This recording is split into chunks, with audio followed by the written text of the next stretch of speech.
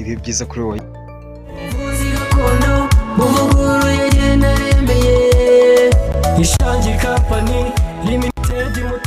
Ishangi Company Limited, iyi ni kampani ikomoka mu gihugu cyacu igamije guteza ubuvuzi gakondo imbere buvugurure kandi bujyanye n'igihe. Ikora mu turere twose tw'igihugu ndetse no hanze yacyo, igamije kuzamura impano z'urubyiruko zitandukanye, harimo gukina sinema nyarwanda, kumenya gufotora no gutunganya amafoto, kwigisha ubuvuzi gakondo buvugurure kandi bujyanye n'igihe, kwigisha ubudozi bugezweho kandi mu gihe gito. Tubigisha gutunganya imisatsi, tubigisha gukora amarangi y'amazu, kwandika ku byapa n'imyenda, gukora amasabune atandukanye, ay'amazi ndetse n'amasabune akomeye, amavuta, hand sanitizer n'imigina y'ibihumyo.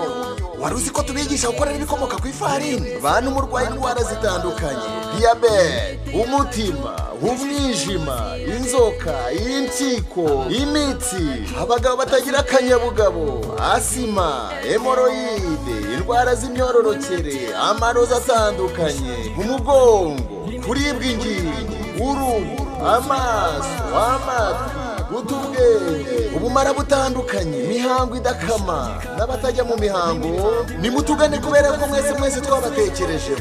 Tunasuzuma dukoresheje mashini, hari na mashine zivana imyanda mu mubiri n'izikangura ibice by'umubiri bisinziriye. Bantu mufite indwara zananiranye kandi tugane kubera ko tubakoraho rikaba. Ishangi Company Limited kandi bafitiye ishuri ryiza ribigisha ubudozi, film making and film production. Biherereye hafi y'ibiro by'umurenge wa Ruhango, hakunze kwitwa ku kizu cy'abarundi, munsi neza urusengero rwa Methodiste Libre. Ishangi Company Limited kandi yabashyiriyeho Ishangi Radio TV, aho mushobora kwamamariza ibikorwa byanyu. Banyenganda, bacuruzi, banyamahoteli, namwe mwese mwikorera utwaye mushaka kugaragaza ibikorwa byanyu. Nimutugane tubamamarize kubera ko umukobwa abuze umuranga yaheze mwanyina.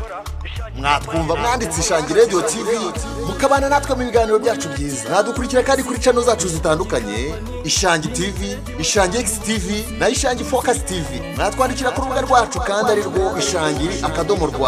Mwanadukurikira kuri email yacu cyangwa mukatwandikira ariyo ishangi-company@gmail.com, cyangwa mukaduhamagara kuri 078 54 08 252 cyangwa se 0722 50 Ishangi Company Limited mutanga ubuvuzi bwuzuye.